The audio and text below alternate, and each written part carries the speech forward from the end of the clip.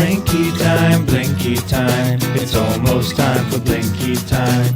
Come along and take our hands. We're going to Blanky land.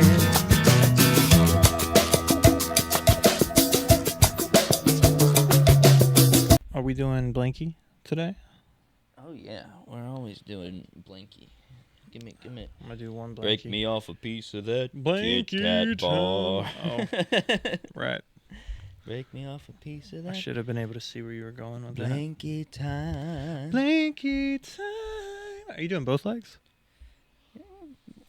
Well, you know. Oh, I need to take my shoes off. Well, knowing you, you'll probably yank it off my left leg. So my wife says the same thing. Jeez, what is it with you guys? I don't know. Maybe just speaking truth and breathing heavily into the mic. Stop, Matt. Is that better? I'm sorry, I have mono. Oh yeah. So Matt last week was feeling like a big bucket of garbo. I was. They thought his liver was dying. Yeah, I thought I was in liver failure. Yeah. I'm not sure what was going on. But it turns out it was just mono. Some good old-fashioned mono. That's why you shouldn't kiss the fish after you catch it, Matt. Yeah, well, I couldn't help myself. And it was a big old bass, and you just... I'm hoping it's on the way out. I'm feeling significantly better than our last recording, which it's been a little while, but even still. Your complexion's a little better, too. Yes, yeah. I just looked super pasty.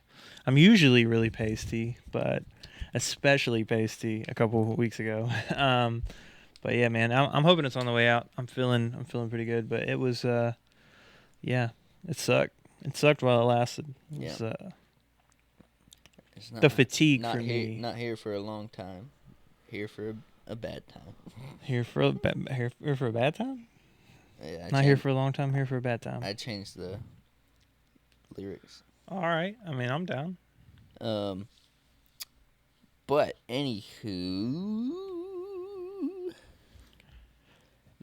how the heck are you, Stone? I'm pretty good. I had my shows this past weekend. Yeah. For y'all who don't know, I was in a famous actor. Maybe in the Czech Republic. Why the Czech Republic? Is that? I have to. You don't know why I'm famous in the Czech Republic? I don't. Does it involve that skateboard fail that we watched? No. Okay.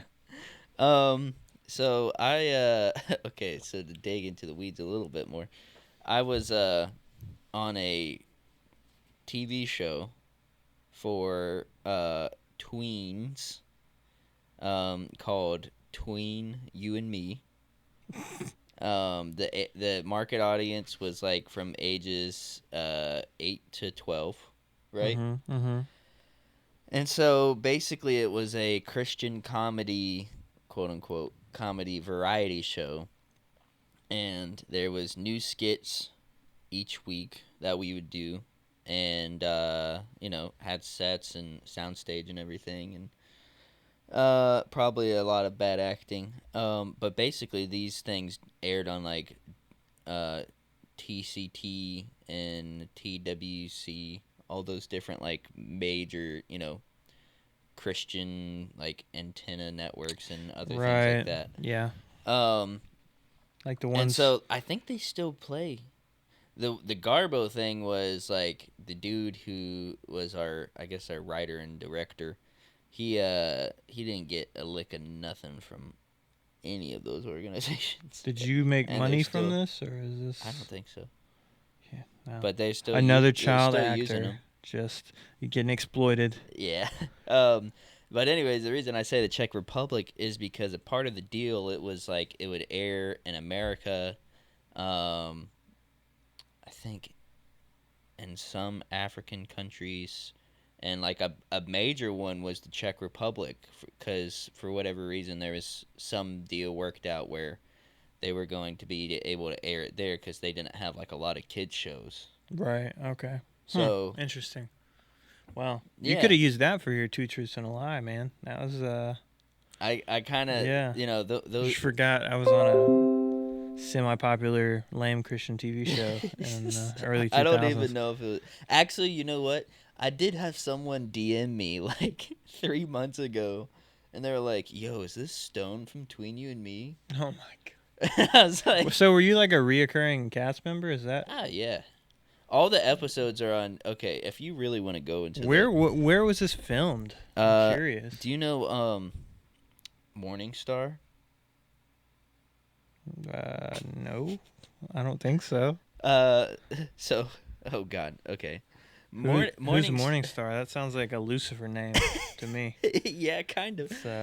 Morningstar is this big. What would you call it? I think it's near Charlotte. But basically, it was started by some dude that wanted to create, like, the ultimate Christian gathering place, right? Mm-hmm.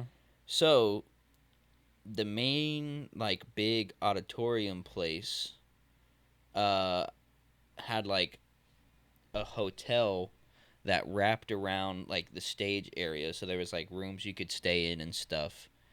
And that way, like, you could just go out on the balcony and watch what's going on the stage.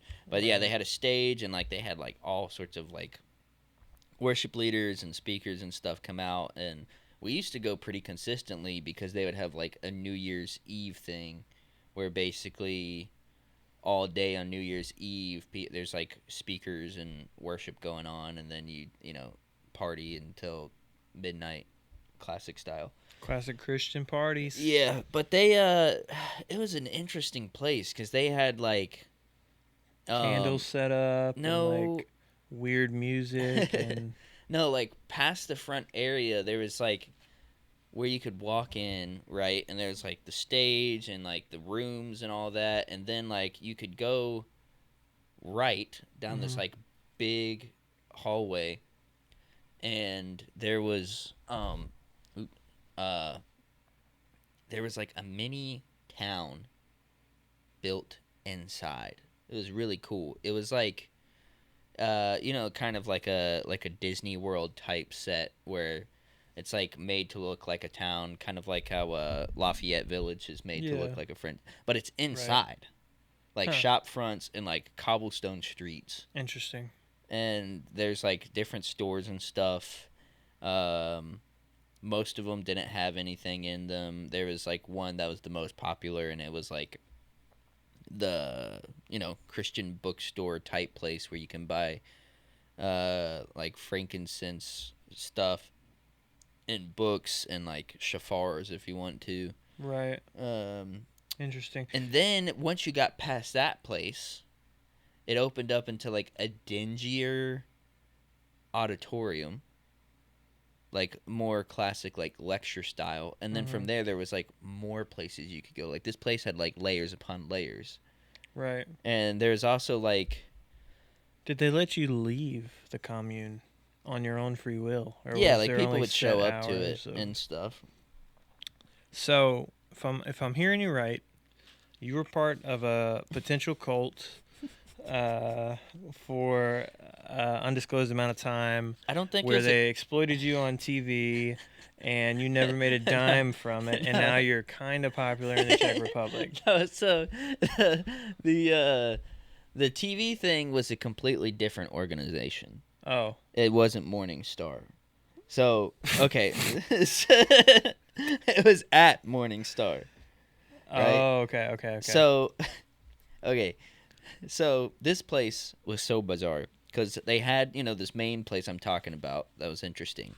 Right. And then across like a really big creek, or no, they had like a man-made pond, and in the center of a pond was an abandoned theme park castle. Okay. Where it used to be like an actual theme park, and it was like castle themed because they had it in the middle of a pond. You like walked across the bridge to get to it. Interesting. But it was completely abandoned, and me and my dad would like sneak over there and climb on it and stuff. And then they also had like just like a whole hotel building that was never finished. But then there was land attached, and so on this land they had like camp cabins where like different church groups would come out and they'd have like camp out there. Right. Like church camp and stuff. And on this land, snaking way back in there, they had a legit soundstage, Right. where it's basically, just a big open warehouse, tile floors. They have like one place for like what you see in classic like live studio audience type bleacher types setup. Yeah. And then a bunch of rafters where you can like hang up lights and crud and all that stuff.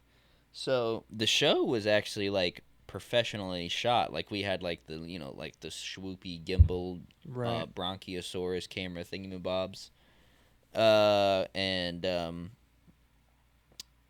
anywho, the group I was a part of this was the children's ministry group I was a part of, and Okay. the director guy made connections and stuff to be able to produce this and do it, and like me and my dad and Dan Nelson made the sets for all the shots and everything. And Maybe so you I did did tell that. me this. Yeah, I did it from like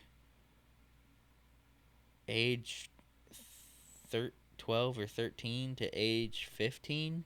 Wow. So in that brief span of time, I did a lot of growing up. So it's funny to watch like the first episode and then the last episode. And what was the name of this show? Tween You and Me. Between You and Me comes right after Pat Robertson, and it's on right before Benny Hinn on any station. You can find it. I just have one question, Stone. Yeah. How did being on this potentially cult-run tween show for 3 years affect your mental health? See, I Obviously, the answer's clear, folks.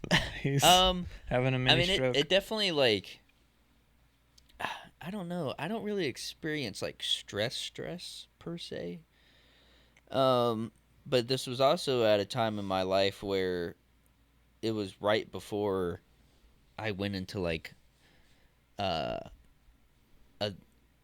this might be the wrong term, but like a limbo state, because basically right after that is when we sold, my house, and we didn't have a house and we were kind of just hopping around and all that Right. stuff. So I was like, it kind of prepared me for like a really fluid, go with the flow type mentality, because the way we recorded the show was set by set and not scene by scene. Mm.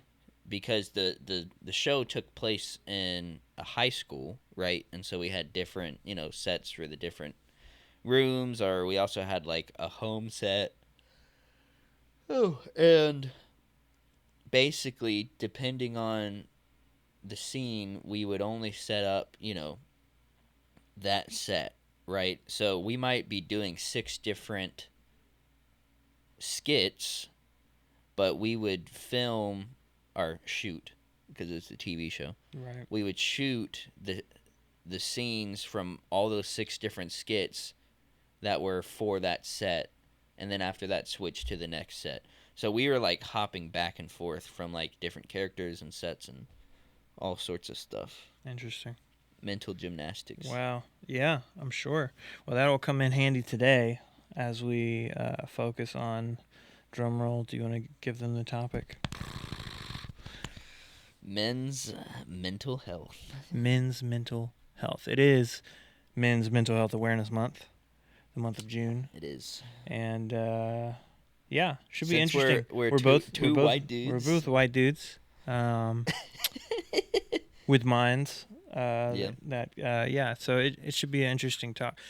When we originally were talking about discussing this, I thought you said we're talking about Matt's mental health, and so I'm fully prepared today for just that. I don't know anything else about other people, any statistics, but we can talk about my mental health journey. Now I'm excited. It should be a good topic. Yeah. It's something that is slowly coming to light, or being focused on, I guess, is the reality of and the importance of mental health, and staying mentally fit Mm-hmm. and what that looks like. So I'm excited to dig in and hear your thoughts. Go for it.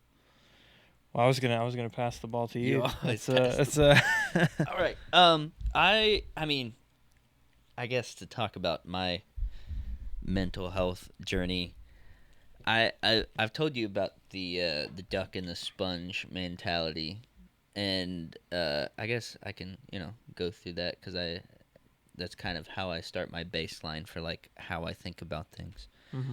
Now, all right. To be fair, this is not a perfect analogy. Okay, this is it breaks down if you keep going down the. It kind of breaks down. It's just there's different variations of this Right. idea, and Okay. so basically it's the duck and sponge idea, right?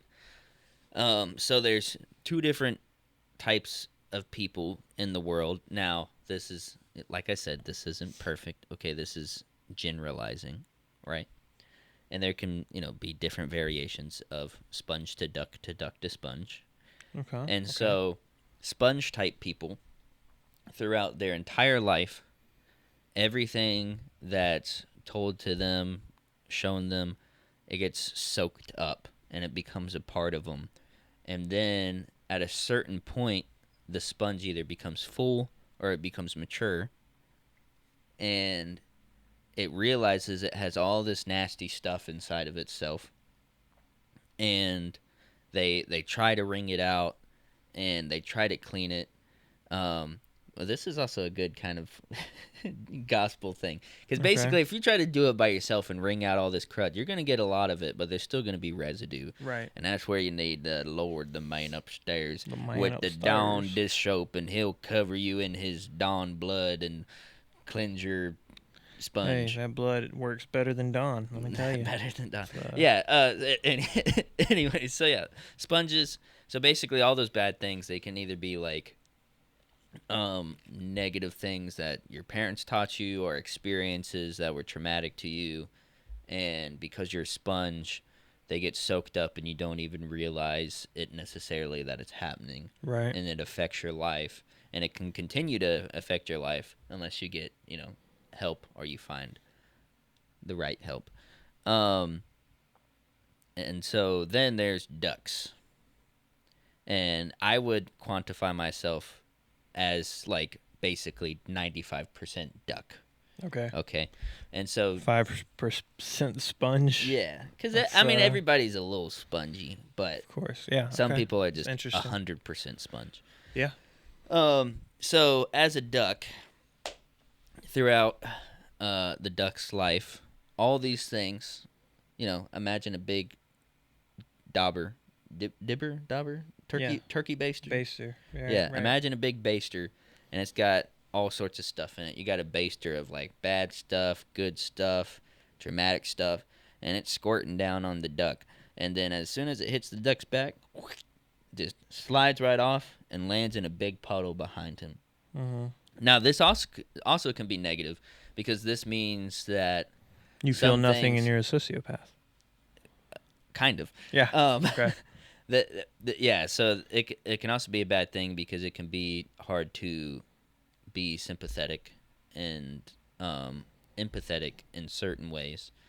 And with it all, this big puddle happening, eventually the duck becomes aware of the puddle and is like, oh, look at that puddle, and starts looking through the puddle and starts, nibbling up As all the ducks good do, things. of course. Nibbling up all the good things that are in that puddle and leaving behind the bad things. And so that's kind of how I would basically say how my mentality is. There are some things that like still affect me and, grind my gears and live in my head when, they probably shouldn't.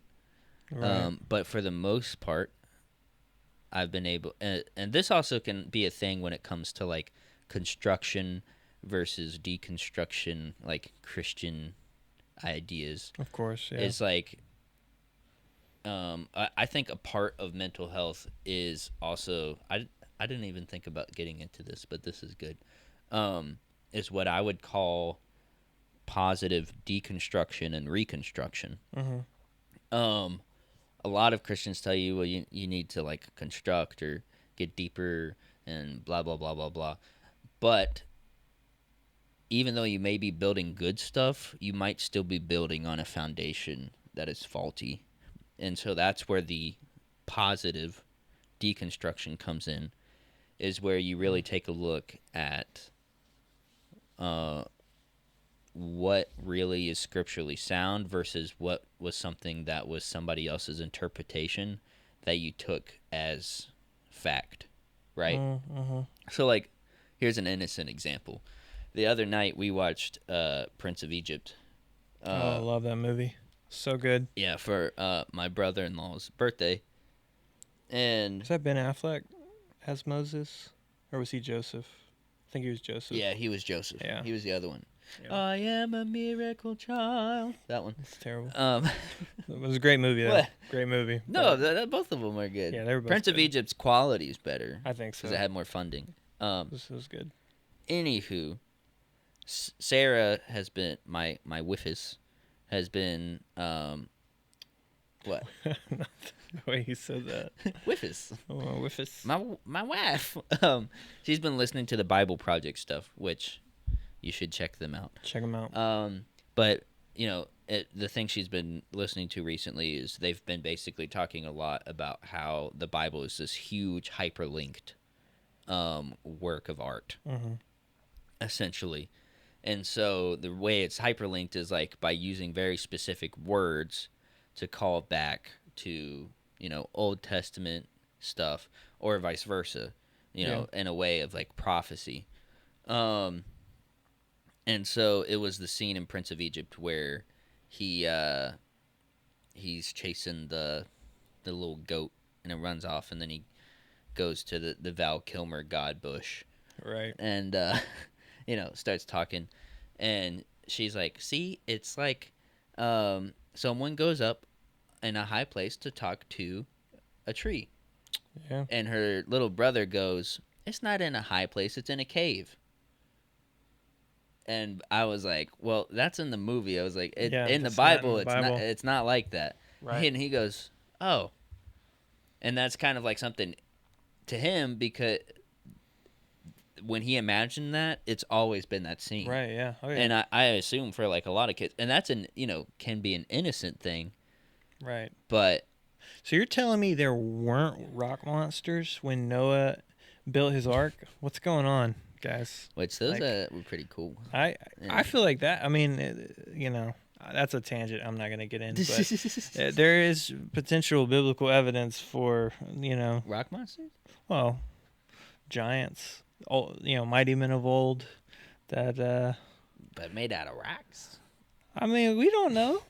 No, I like that though. But I like the idea of like disentangling. You know, deconstruction is another word for it. Obviously, positive deconstruction. I feel like looks a lot more like disentangling ourselves from dogma and doctrine that we have been wrapped up in. You know, intentionally or unintentionally, based on people's understanding of things, or their interpretation of things, or what was handed to them. And yeah, I think that is the cause of a lot of like anxiety and mental health deals, especially in Christian communities, is like coming to this realization of like, oh snap, it doesn't work the way I thought it worked. What's going on? And then having that moment where we question, you know, everything we believe, and being able to, you know, in a very healthy way, disentangle from some of the faulty understandings or teachings that we've, you know, experienced through the years. I think that's huge. But wow, that's interesting though. With the Prince of Egypt, that's a good point. Yeah, have it in a cave, but not really. That's just it's cool, man. Disentangling, I think that's a big thing, especially in Christian communities, because we're all carrying a worldview, a way of seeing the way the universe works, and when reality bumps into that, sometimes it can be jarring. It makes us question things, and um, I don't know. That's a big thing. I like that analogy though, the sponge and the duck. Duck in the sponge. Yeah, and like, I guess where it gets balanced out is like the there's a different percentage of sponge to duck. Some people are 50-50 or whatever. So it's not a imperfect analogy, but that's kind of to I don't. So what are you? Because this is kind of how I keep track of my baselines. Yeah, a sponge or a duck. Yeah. I feel like honestly, it's a pretty good mix of the two. Um, I mean, I've said this before. I'm a pretty chill guy. You know, it's easy to let things go, let things roll with the punches, kind of go with the flow. But at the same time, I think even with that, you know, we carry with us things, experiences, traumas, um, you know, especially like if you look at it from like the deconstruction mindset again of just like, you know, in that respect, as you're deconstructing, you carry with you all of these emotions that are tied to your belief systems, right? And so like it's the same with like other traumas and other things that happen with us that you're carrying with you, but there's a lot of emotional attachment in those things too that can like bring up anger and resentment and like frustration. And so I feel like, while it's easy for me to like let things roll off my back, at the same time it's like I still carry a lot with me. Especially the older I get, I'm more aware of that, and I feel like um, I've just been on this journey of waking up to myself a little bit. Like it's like an old man thing to say, but like coming to like laying off the what people call the false self and leaning into like the true self. And so I feel like for everyone, we have everything we do, every decision we make, every relationship we have is shaping us and forming us into a specific type of person or deforming us into a specific type of person. There's no middle ground. Everything we do is either making us better or worse. It's forming us or deforming us. And so I think when it comes to mental health, it's the same is true. Every decision, every thought pattern. I mean, the way that we're learning things about the brain now, and with like neural pathways, and how the way that the things that we think about we end up becoming. Like Literally, literally, of the physical manifestation. It's like that thing I was telling you about with the girl that got the heart transplant.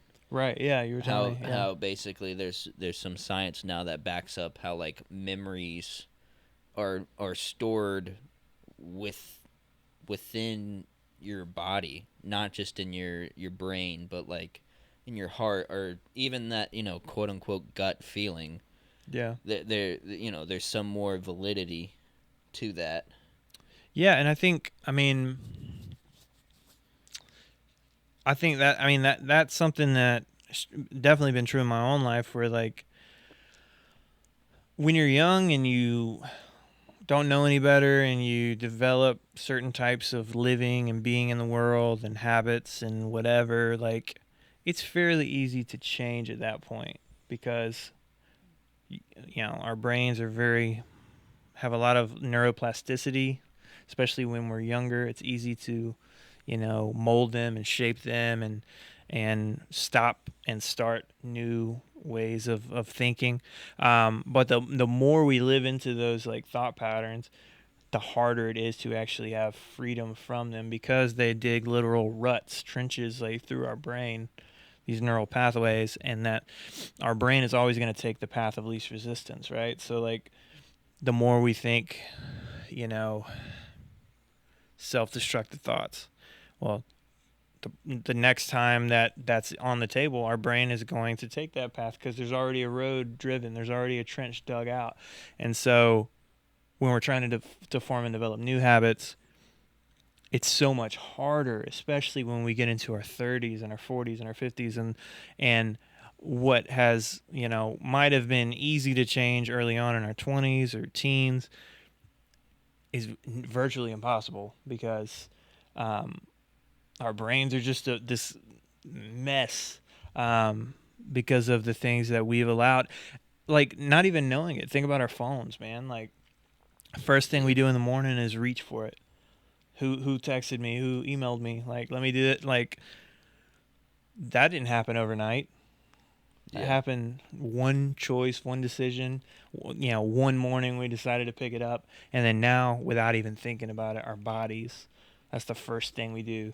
Like we get shakes if we haven't checked our phone, and like we're feeling phantom vibrations. And so the same's true with like all of life. Everything that we do, everything that we think is forming us or deforming us. And when it comes to mental health, things we think about actually matter a lot. Yeah, that's what affected. I would say he was a friend. Like we weren't super close, but I had a buddy in high school who committed suicide, and part of that was that like contemplating or over contemplating mentality where he was, you know, continually running scenarios through his head. And Right. you know, he was a more introverted guy, but you could just tell like when he was like by himself or like writing in his journal that he was like these things were just like rustling in his brain over and over and over. And um I could totally see how like not being in the right environment for him led him to his decision to kill himself. And Yeah. you know, you always wonder like, because he eventually ended up leaving my school and going somewhere else. But you wonder like if he would have stayed, you know, with us, which was probably like the best positive environment for him. Yeah. You know, if the outcome would have been different. And you know, that kind of leads into another thing about men's mental health is, you know, men are the majority of suicide when it comes to like mental health crisis. I think part of that is there's always some form of like get or done that's just ingrained into men in a way, whether that's positive or negative. And I think that takes a toll when it comes to like the suicide problem. Is men are more likely to do it the more they continue to think about it. And I've had, you know, two, and I'm 21, and or no, I'm 22. 22. I think you're 22. Yeah, I'm 22. Pretty sure. Sorry, I'm 22, and I have two friends that I was, you know, decently close to. Yeah. Commit suicide, and I don't know if you've had any friends that's been the case, but like especially with my generation, it's becoming more of a thing. Yeah. And it's also, you know, becoming popularized. Yeah, in certain glamorized. places. Yeah. Yeah, I think the 13 Reasons Why thing really, like, for a while there was, like, oh yeah, dude. almost romanticizing the idea of killing yourself. And I've never had it happen to someone that I've been really close with. But, I mean, I can say I've definitely been in that headspace. Yeah. You know, like I think everybody has. I mean, I would find it rare that someone hasn't thought about it. yeah, exactly. I mean, some people are more serious about it than others, but obviously, but I mean that that doesn't happen overnight as well. Yeah. Like, you know, obviously we're not professionals, but I mean, if you're dealing with thoughts like that, you know, it's easy to say, well, just change the way you're thinking, but the reality is you need help. Like, people, like, get in community with people, like, be honest. You Like, need I to, think you need to, honesty. yeah, dry out in a way. Like the Last Samurai, when they put him in the closet, and he's like, "Sake, Right. sake," Yeah. because his mental health was bad. His Yeah. PTSD Oh, was yeah. affecting him. But like, you know, a positive dry out where you're put in a position that like, um, oh, hold on, I'm getting back on the We train here. lost it. Yeah, I It's almost gone. lost I it. just saw it. No, It no. just. Yeah, I almost lost it. Just like in an environment that is, you know, positive and supportive. And it can, you know, for those type of people, especially introverts, it can be a scary thing Yeah. to try Oh, to yeah. do that. And that's why, like, if you have a friend that's introverted, you know what the limits are when it comes to like what introverts will and will not do, but you know you can use those to your advantage to try to like help that person out. Yeah. I think we live in our heads so much. But I think one of the biggest reasons for anxiety, and I wouldn't say one of the biggest, but definitely a reason for anxiety and a lot of the mental health stuff that we see going on is like a lack of honesty. And I like, not even maybe intentional dishonesty, but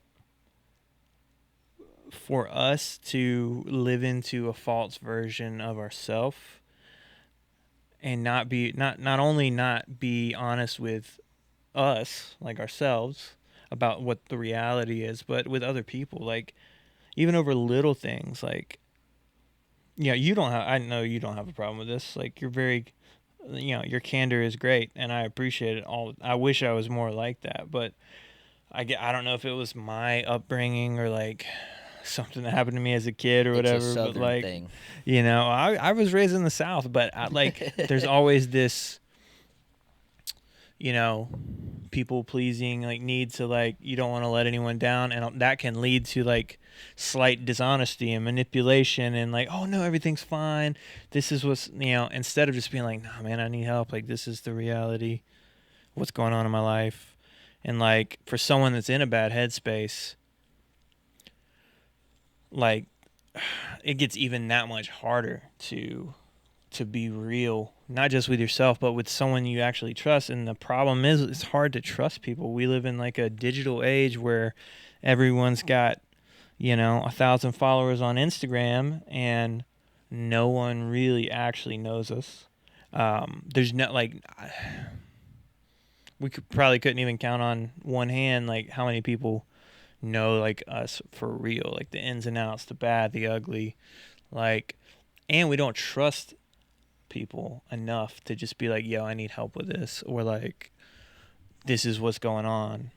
So I think really, like, being able to get honest with ourselves, number one, of just like, okay, what is the reality, like what's going on right here, what's the deeper issue behind like what I'm feeling or my actions. And then like, okay, who is around me that I might be willing to trust if I give it a shot. And like, and that's a lot harder if you've been burned before and you trusted someone and they like totally screwed you over. Yeah. But number one, being honest with yourself, and number two, being honest with someone that you can trust. Like, even if it's just one person, just being like fully transparent, like, hey, this is what's going on, this is what I'm feeling. I can't afford therapy. I don't know what to do with this, but like, I need you to know what's going on with me. And having someone that is willing to invest in you that way, I think is huge, man. And it goes such a long way, because like mental health issues are getting bigger, and therapy is like ridiculously expensive, man. Like if Yeah. you really want help, like, and you don't have insurance, it's like impossible, dude. Like even better help is like, Well, God, BetterHelp like is a. I $100 don't. a week or I don't something, like 200 bucks BetterHelp. a week. Yeah. Sorry, I don't think we'll ever be sponsored by But BetterHelp, but I think it's basically farming people for money and making it. Also, the thing is like, if you don't want to talk to somebody and you want to pay for a therapist, how about just skip paying for a therapist and go to the Catholic Church and yeah, talk to the priest? talk to the priest. Yeah. You're actually there where like you can, feel the energy and the sympathy of the priest. You don't have to see them because they have the little blocky things, Right. and you don't have to pay for it. I mean, versus that's a good paying point. some big, corporate mental health helpy place or whatever. Yeah. Yeah. No, I agree with that, man. I mean, I think there's a lot in that, and it's tough in church world because so many people have been hurt by the church, like, and by pastors, by being able to, like, again, like, gosh, when I was growing up, it's like, oh, you're having an issue, let's talk to the pastor about it. I feel like people are a lot more hesitant now to Yeah. kind of like, go to the pastor with their problems. Maybe not. Maybe that's It still depends on the happening. environment. But I definitely That's think in like yeah. in like a Catholic setting, dude, like heck yeah. Like I mean, most of the time just getting it out and saying something verbally so that you can hear it is enough to kind of help you like articulate what is actually going on. And like priests are there to listen. That's what they do, Yeah. you know. And the other thing is it's sort of creating like this is yeah, I'll segue into this a little bit right after these messages.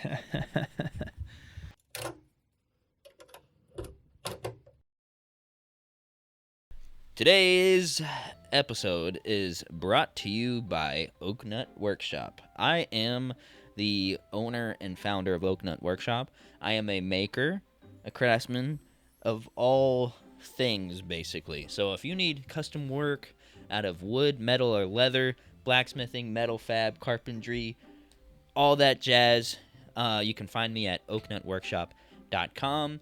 I'm also very active on social media, so if you want to check out any of that stuff, go to Oaknut Workshop on all social medias. That's OAKNUT. Today's episode is also brought to you by Grateful Coffee Co. Tell What? me why. What if your coffee could change the world? Well, we believe it can.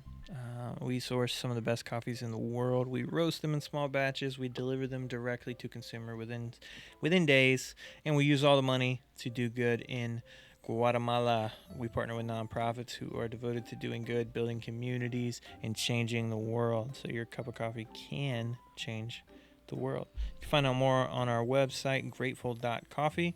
I'm also not super active on social media, but we post from time to time, and it's pretty dope stuff. You can find us online at grateful.coffee as well. Grateful.coffee. The best dirty beans in the business. Yeehaw.